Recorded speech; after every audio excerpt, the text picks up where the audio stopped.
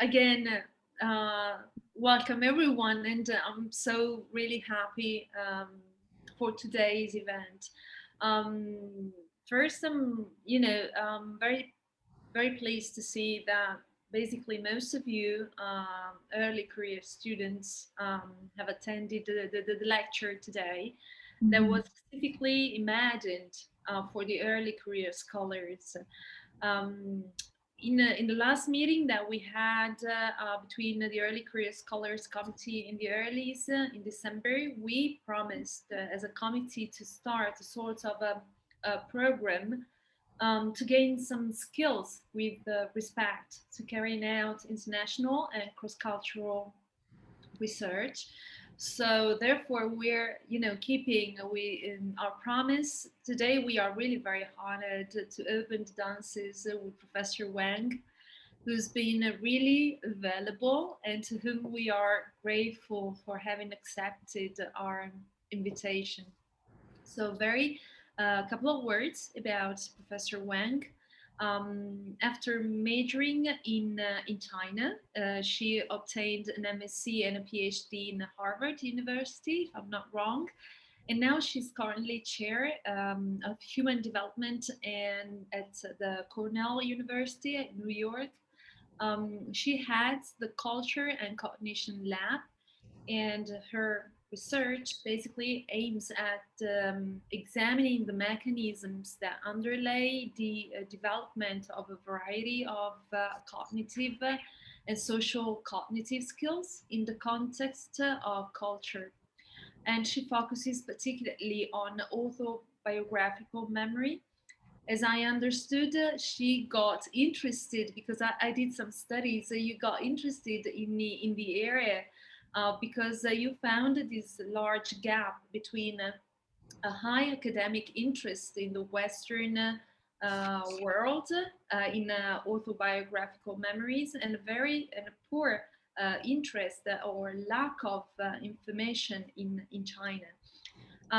So, with respect to autobiographical memories embedded within the cultural frame, I wish to pinpoint to you her book that is titled "The Autobiographical Self in Time and Culture," that was published by Oxford University Press in 2013. I started reading it, and it really reads very easily. Um, the This book is considered extremely prestigious with respect to dealing with notions about culture and autobiographical memory. And in this book, Professor Wang examines the developmental, social, cultural, and historical origins of the autobiographical self, which is made of memories of our past. And by analyzing everyday family storytellings, autobiographical writings may in the Western and in the Chinese literature, memory data from experiments carried out in the laboratories, personal examples that she gathered from blogs and Facebook. Professor Wang shows that memories and the sense of ourselves are conditioned by time and culture, as the title of the book says. And she re-examines some of the most controversial issues in current psychological research of memory, um, and she analyzes also the influences of larger social, political, and economical forces on the autobiographical self. Um, Personally, although autobiographical memory is not my research area, I came across some of your works because you deal with autobiographical memories from a developmental perspective also. So I found the readings, of course, very interesting. Particularly, I liked the paper exploring the consistency between mothers' and children's autobiographical memories of the same events, which also highlights cross-cultural differences between European American and Chinese immigrants. So really recommend that reading as well. I found it really, really insightful. So At the end of this lecture, you all will have the opportunity to ask questions, as we said before, so you can just write on the chat. Federico, possibly Joseph, and I will monitor the chat and formulate the question to Professor Wang. But now I don't want to take any more time away from Professor Wang's very valuable lecture that is entitled Studying Human Development in a Cultural Context, and to whom I very willingly yield the floor. So I shut myself up and welcome Professor Wang. Thank you very much. Thank you so much, Cinzia. I really appreciate this invite. ISSBD is an organization that's very dear to me. I, joined this organization when I was at, graduate school and started all those years, continue all those years. So I personally benefited a lot from being in this organization and interact with other colleagues and senior researchers, and learn a lot in the over the years. So I'm very happy to be here to share my some experiences and in doing research cross culturally. So I'm going to share my screen.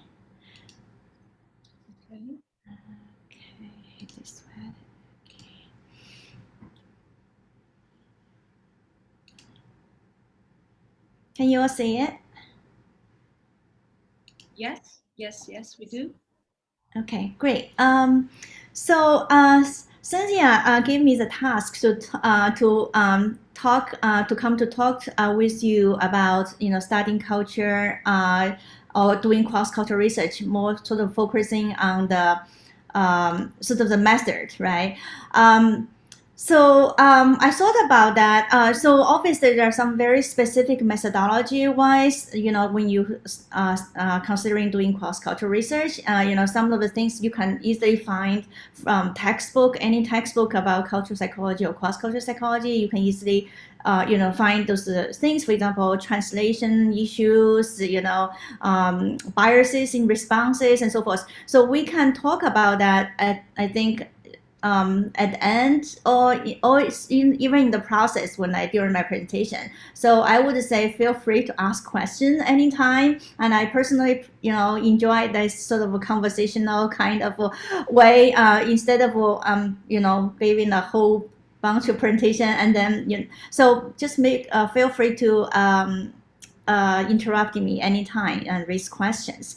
So instead of focusing on those very specific sort of technical issues, I want to talk about how we approach the cultural influences on human development at the conceptual level, and then at the methodological level, how do we, address those issues, in relation to the conceptual level? So in our own research, we try to look at, cultural influences, particularly memory development. We also look at other social cognitive skills, for example, emotional knowledge, sense of self, and so forth. So we look at those developments through what we call multi-level analysis approach. So I'm going to talk each level, describe what they're about and what's methodological approaches to address those levels of analysis. So before we start, first we want to talk about what culture is, right? We have to have a conceptual understanding of what culture is, and then to understand how culture influences human development.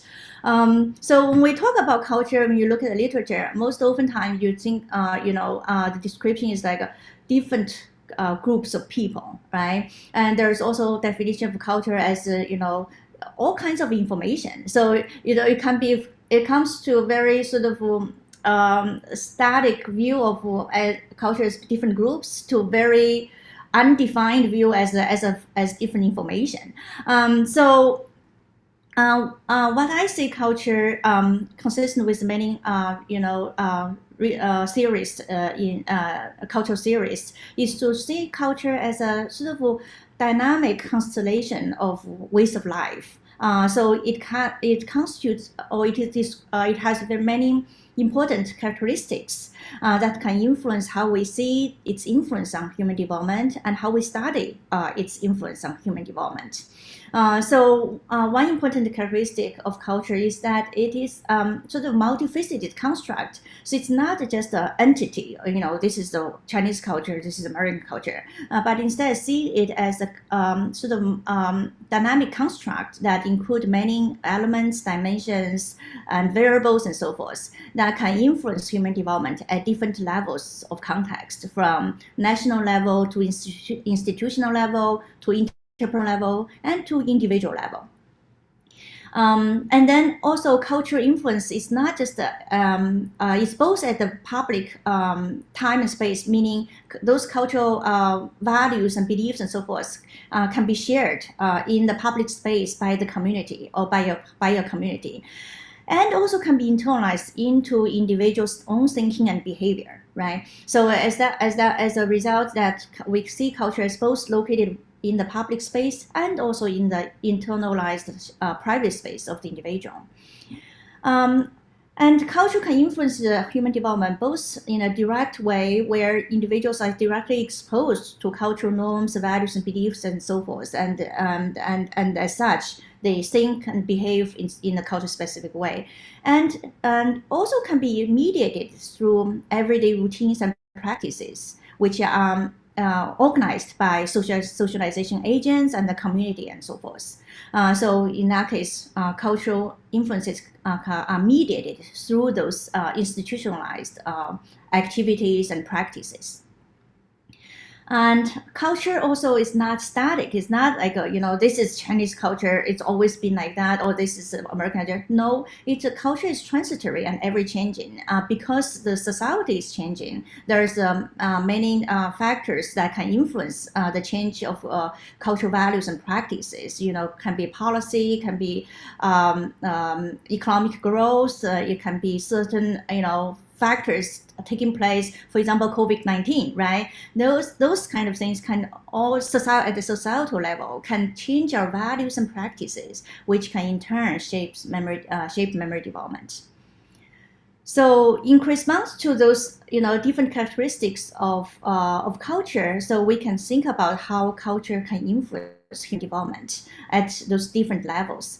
So at the group level, cultural values, beliefs, and norms, and so forth can contribute to group differences in developmental outcomes of whichever variable you are looking at. You may look at emotion, cognition, behavior, and in this case, I use memory as example throughout this talk.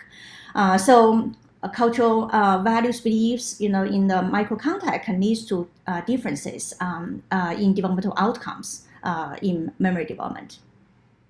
And then we look at the dyadic level, how parents and other socialization agents transmit to children those cultural values and beliefs, and in turn leads to different developmental outcomes in children.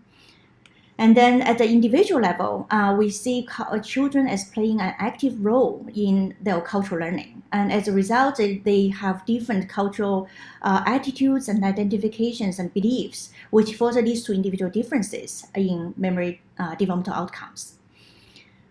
And then situational level, we look at within individual how cultural variables interact with situational demands that in turn leads to different outcomes in children's thinking and behavior or in memory. So I'm going to go into every single, every level more in detail later. And then at the temporal level, where cultural values and beliefs transient are changing, right, due to societal influences, and which in turn leads to change in human development outcomes.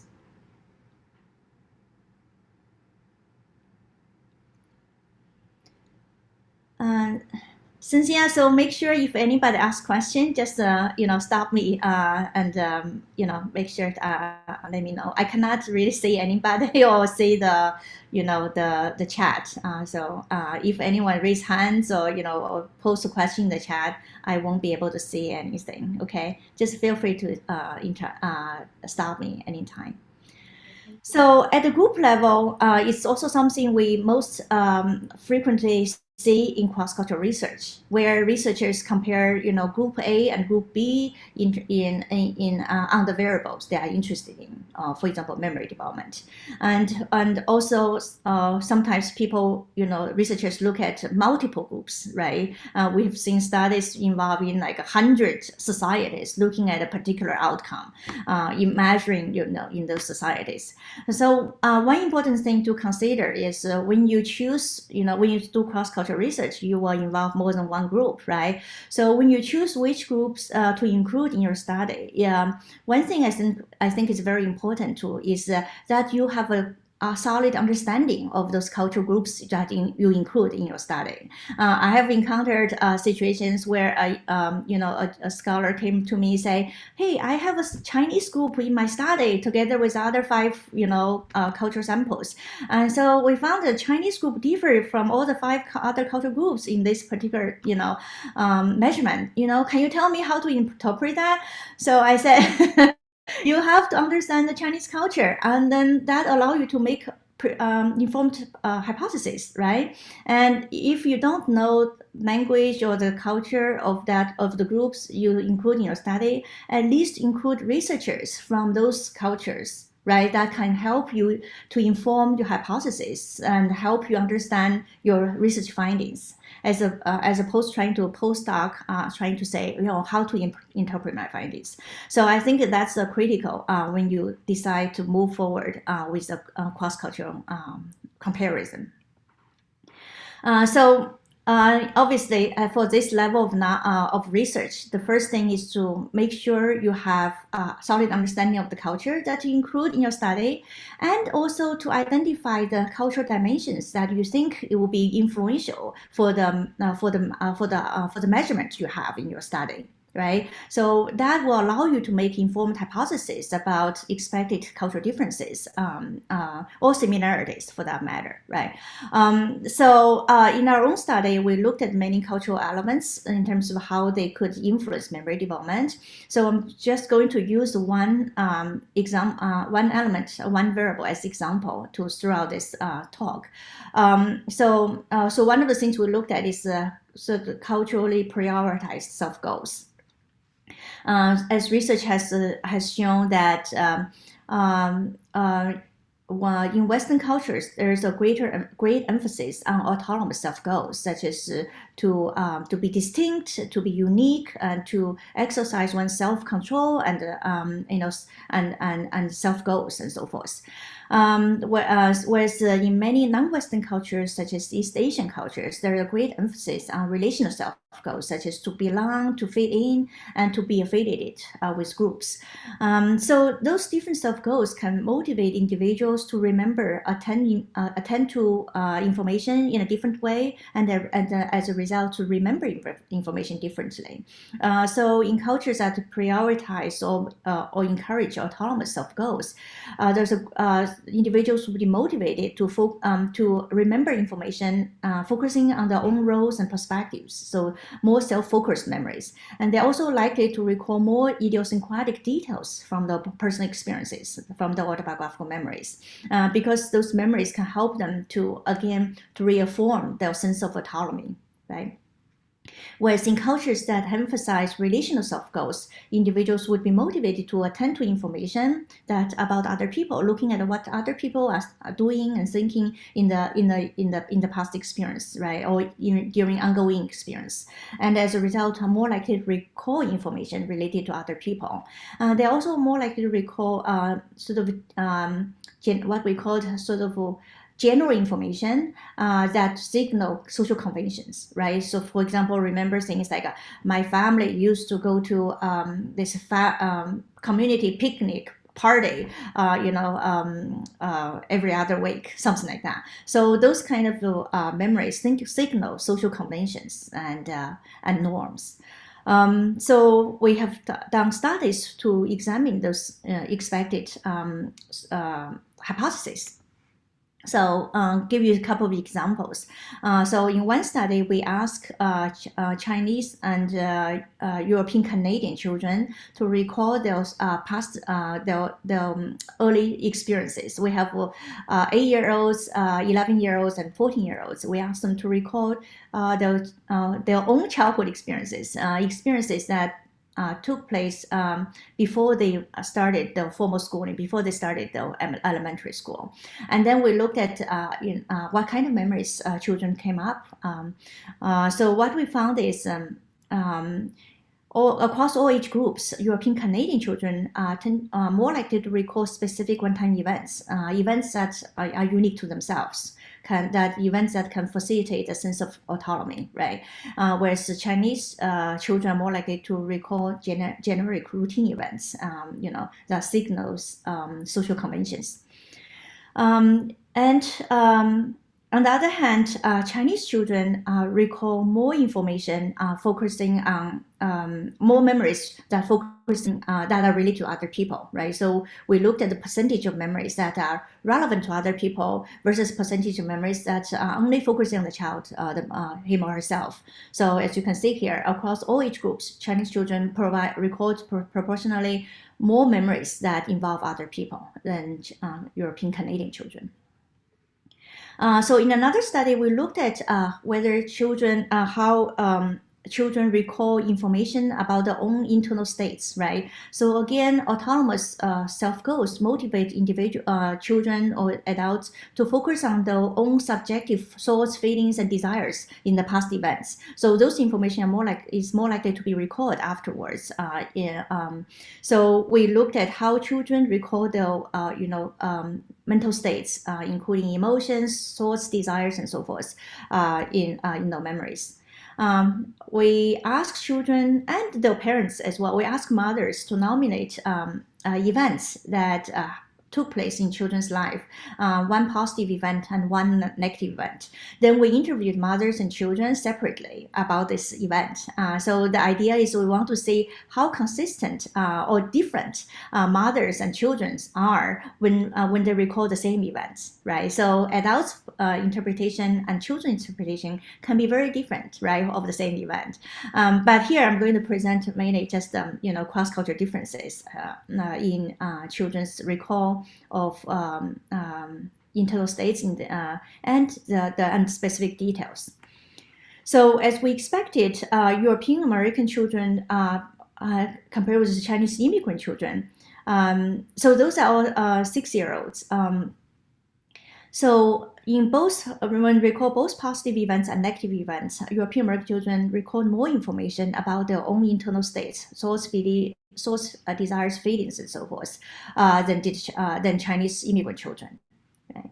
And also, European American children record more descriptive details or idiosyncratic details about what happened in the events. Again, details that can reinforce a sense of autonomy and uniqueness. Than the Chinese immigrant children who recall less details. And that those differences between children's independent recall are also paralleled in mothers' independent recall of those same events. So European American mothers record more information about their children's thoughts, desires, and feelings in the past events than did the Chinese immigrant mothers for both positive and negative events. And they also, European American mothers also provided more descriptive details about what happened in those events than did Chinese immigrant mothers. So this gives you an example to show when you identify a cultural variable that you think will influence the outcome in that you want to assess, and then you make informed hypotheses about those expected cultural differences, and you go ahead and do the research.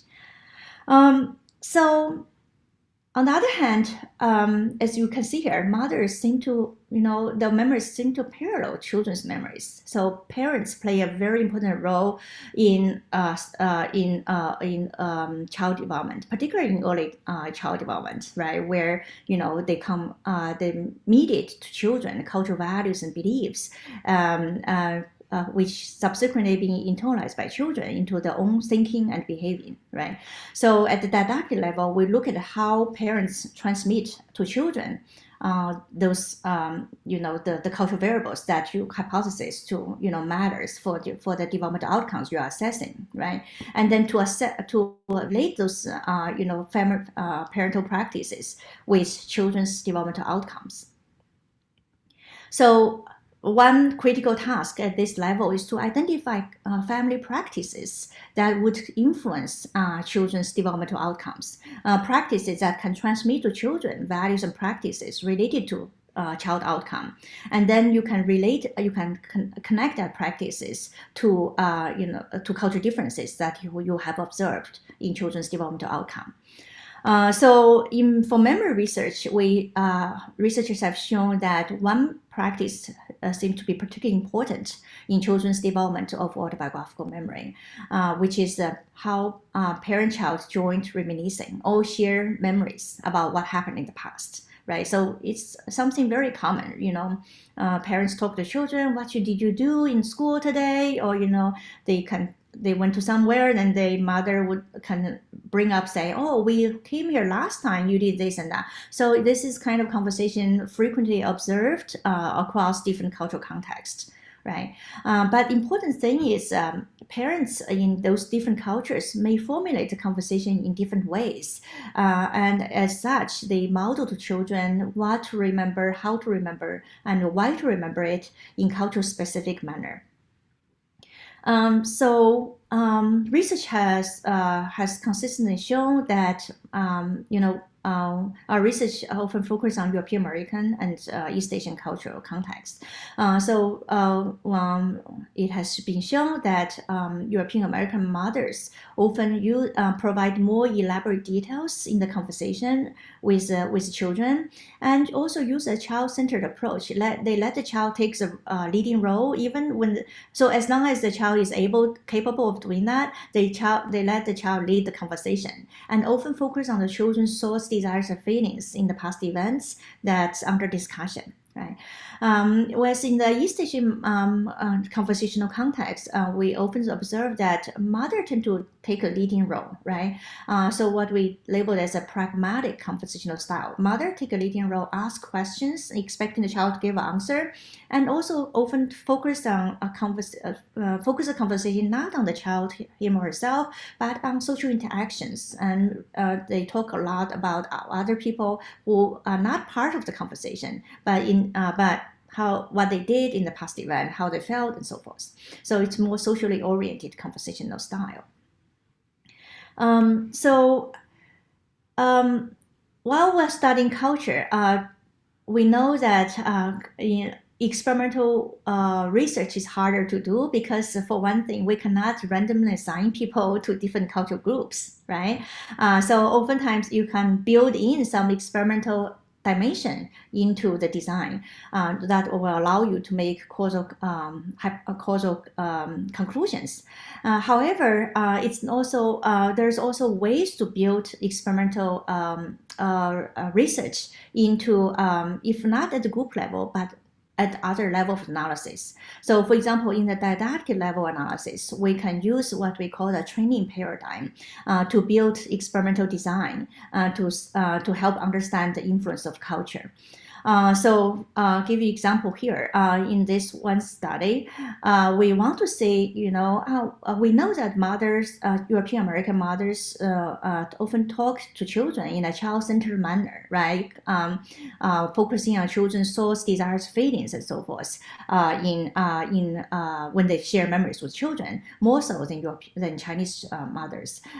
And we know that child-centered manner is consistent with the European American cultural emphasis on individuality, autonomy, and autonomous self-goals, right?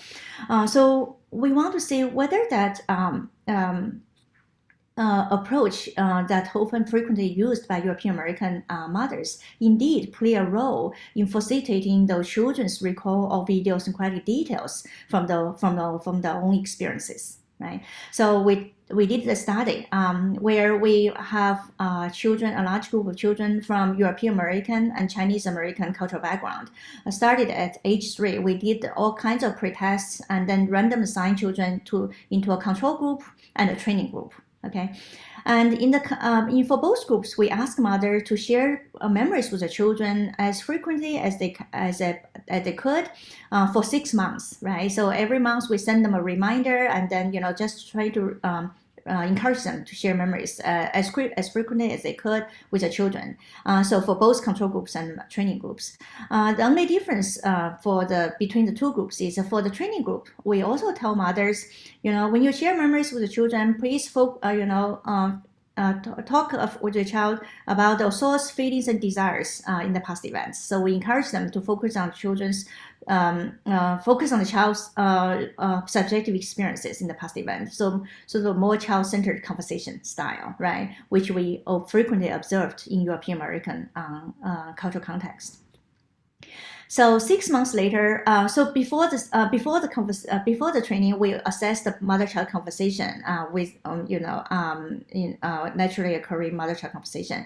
Then after the training concluded, we assessed again, we examined again mother-child conversation, and then 1 year after the training, we interview children for their memories about the past events, and also interview children about the future events. So because research has shown that how individuals remember the past is oftentimes consistent in how they imagine the future. So we want to see whether child-centered memory conversation can not only influence children's memory of the past, also not how they imagine the future events. So as I mentioned earlier, we did all kinds of pre-tests before the training started to make sure that the control group and training group are equivalent in every possible manner, right? So we have cultural composition equivalent between the two groups, gender composition, age, and verbal skills, episodic thinking skill, meaning the memories prior to the training, so they are equivalent. And the length of the conversation, we ask mother-child to share memories before the training. So all the things are equivalent between the groups. In particular, the important part is pre-training. We look at how the extent that mothers focusing on the children's thoughts, feelings, and desires in the past events. So we call it child focus, right? So before the training, you can see here, there's no difference between training group and control group in terms of how much mothers talk about children's thoughts, desires, feelings in the conversation with children, okay? But after training, as you can see here, the training group substantially different than the control group, where training group mothers talked more frequently children's thoughts, desires, and feelings in the past event than did control group mothers. That shows our training was effective. Okay, so prior training, there's no difference in terms of how much children recall specific specific details from the experiences, right? No difference between training group and control group. However, after the training, 1 year after the training, or 1.5 years after the pre-test, what we see is training group children record more details from idiosyncratic details from the experiences than did control group children. And that's the same regardless of cultural group. Both European American children and Chinese American children who are in the training condition, they recall more details from the experiences than the control group children. And training group children also imagined more details for their future events than the control group children. So that shows that by taking this child-centered memory compositional style, which we frequently observed in European American cultural context, children learn from the parents, what's important to remember. And later on, they internalize those styles into their own memory operations.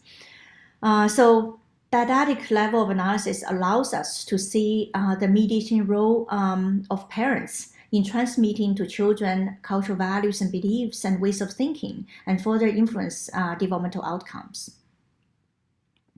Of course, children is playing a very active role in the process of their development, right? They are not just passively, getting influence from the parents or other influences from the from the environment.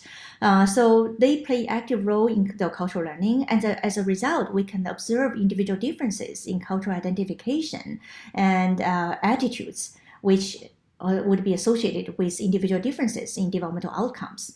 So individual level analysis is particularly important that will allow us to understand individual level mechanisms that give rise to cultural differences.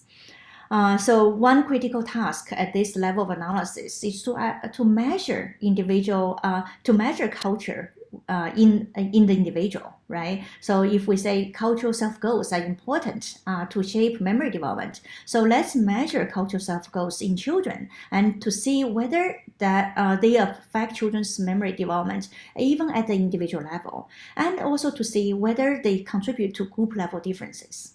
So I'll give you some examples here.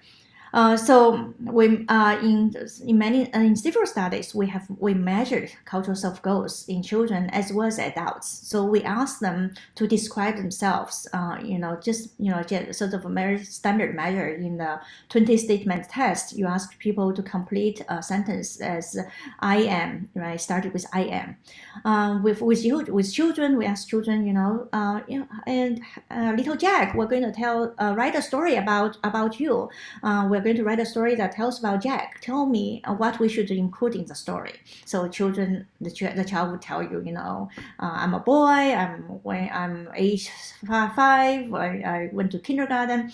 So we code those self descriptions to see to what extent those self descriptions about unique attributes and qualities, right? So signal autonomous self-goals, or to what extent, or how frequently those self-descriptions about group memberships or relationships, right? I love my mom and dad, so relational self-goals. So what we found is at the individual level, when you do correlational analysis independent of culture, in children or adults who show greater autonomous self-goals also tend to recall more detailed, more specific, and more self-focused memories than children and adults who have more salient relational self-goals. Then in that case, they are more likely to recall generic and socially oriented memories. So that's individual level correlational analysis. We can also conduct mediation analysis to see to what extent individual level mechanisms give rise to cultural differences that we observe. So in this one particular study, again, we measured children's self-goals using the method I just described, asking children to tell a story, to tell what we should include in the story that we are writing about them.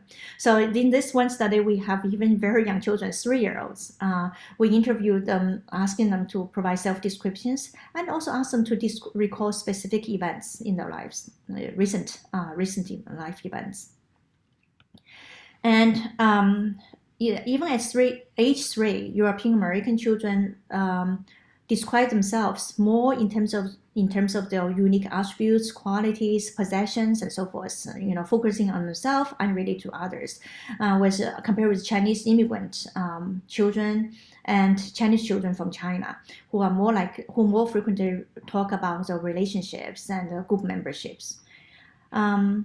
When we look at the memory, the amount of details children recall in the memories, we found that European American children, even at age 3, recall more specific details than Chinese and Chinese immigrant children.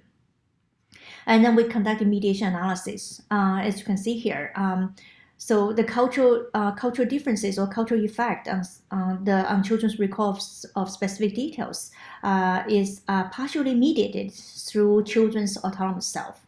Right? So children's autonomous sense of self at least partially contribute to cultural differences in their memory recall.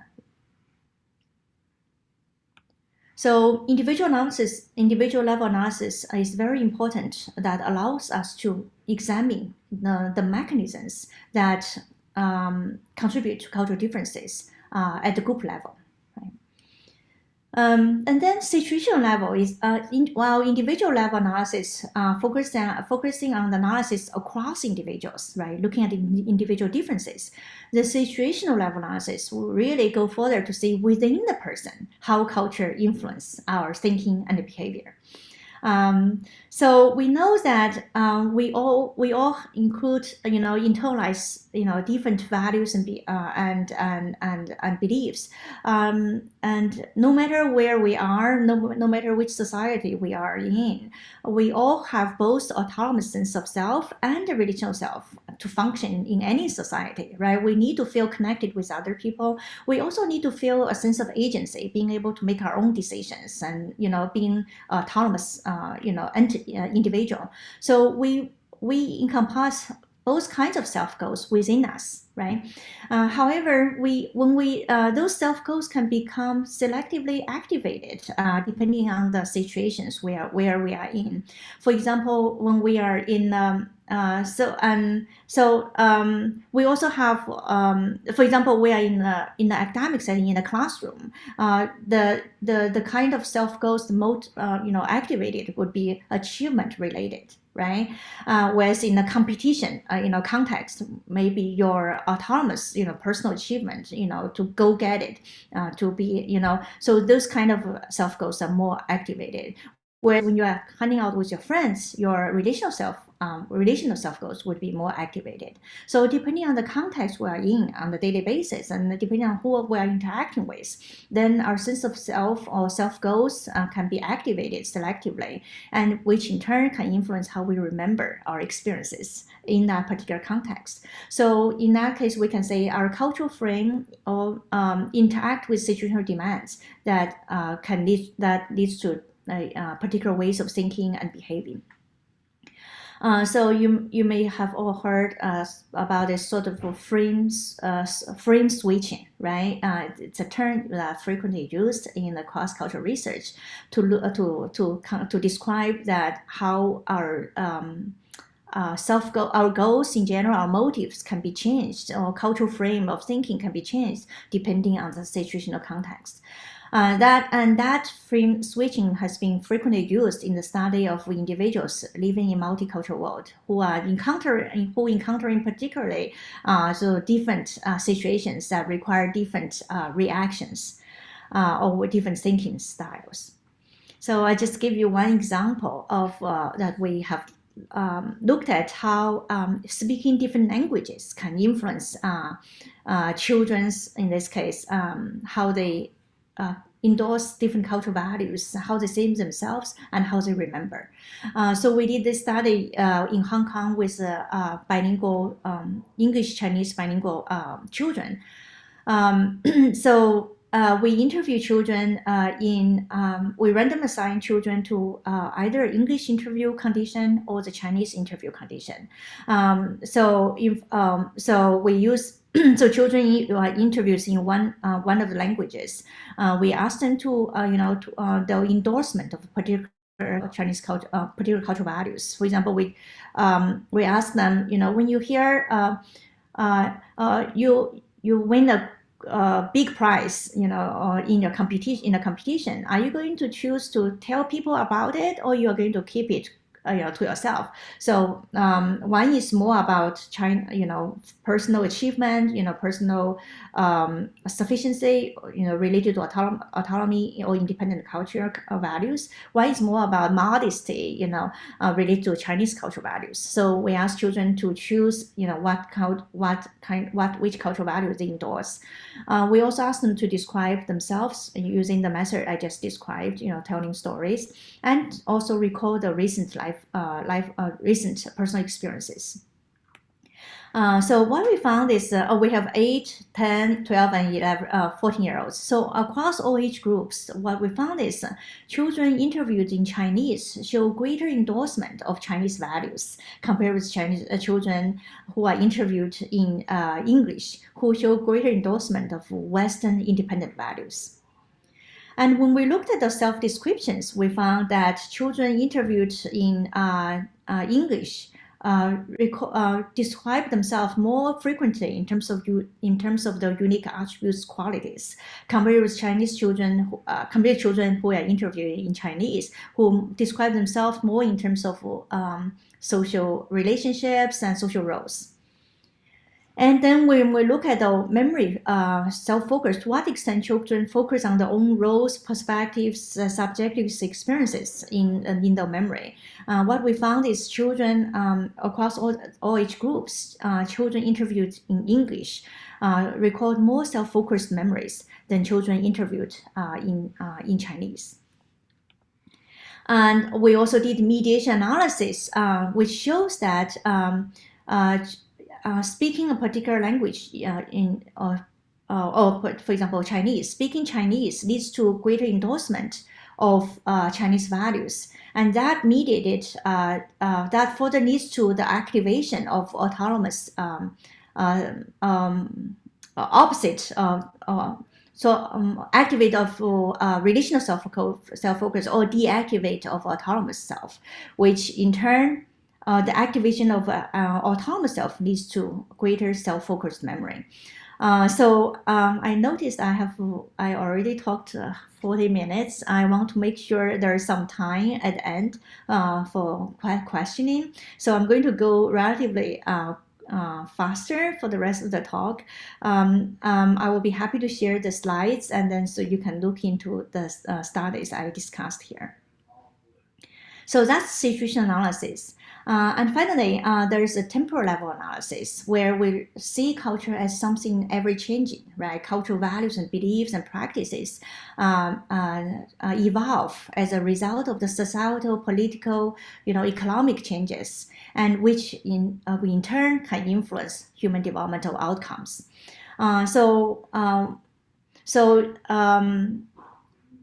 One of the important tasks in this at this level of analysis is to identify what the societal level changes are taking place in the current context. For example, we can think about COVID-19, how COVID-19 can influence the way our practice. For example, we interact with people very differently, right? Then we have to do it all online, and we don't have much person-to-person interaction with people we usually regularly interact with. How those sort of societal level events can influence our values and practices, which can in turn influence developmental outcomes. So I'm going to not go into the details of the examples I presented here, but just to go quickly to say even public policies, government policies can influence values and practices. For example, China's one-child policy that completely shift parental socialization goals and practices from before it's a more parents focused or at least not so child focused to more sort of a child focused approach, which in turn leads to more autonomous self-goals in children who grew up as single children, and which further influence those children's memory of the past experiences. So we did study looking at children who grew up as only children versus children who grew up with siblings, right? So in that particular generation, when children who grew up in the context that who were born in the time when China just started this one-child policy. As a result, we are able to have people the same age, but some of them grew up as only children. Some of them grew up with siblings. So people who grew up as only children, they show greater autonomous self-goals than children who grew up as sibling children, and they also recall more specific events just like than people who grew up as sibling children. Difference is almost similar as in magnitude when we compare Western population and Asian population. The children who grew up as with siblings recall memories who are more socially oriented, more frequently talk about other people, right, than children who grew up as only children. Other way to study social cultural influence is to examine families who remain in the home culture versus families who moved, immigrated to other cultures. Those families, even though they are from the same race, originally from the same in the same cultural context, but because of the changing microcultural context, one is remain in the home culture who may experience rapid change in economic growth and so forth over time. Another one is in a host culture that they encounter totally different cultural dynamics. So by studying these two cultural groups can also help us understand how cultural transition, cultural change can influence human development. So I'm not going to go into the details here. Just to have a simple conclusion, this multiple levels approach based on the dynamic, based on the conceptualization of a culture as a dynamic construct, can allow us to better understand cultural influences on human development, and also allow us to have more methodological power to tackle. To understand cultural influences. And we can also see human development, or in this case, autobiographical memory in particular, is an open system. It's not following a sort of a predetermined trend, biologically determined or and so forth, but really open system that's subject to all different cultural forces. And in the end, the developmental outcome is a constructive, is a result of a constructive process between various cultural forces and our own individual characteristics and our internalized cultural values and beliefs. So I'm going to stop here. Those are my wonderful students over the years who contributed to the research I presented here.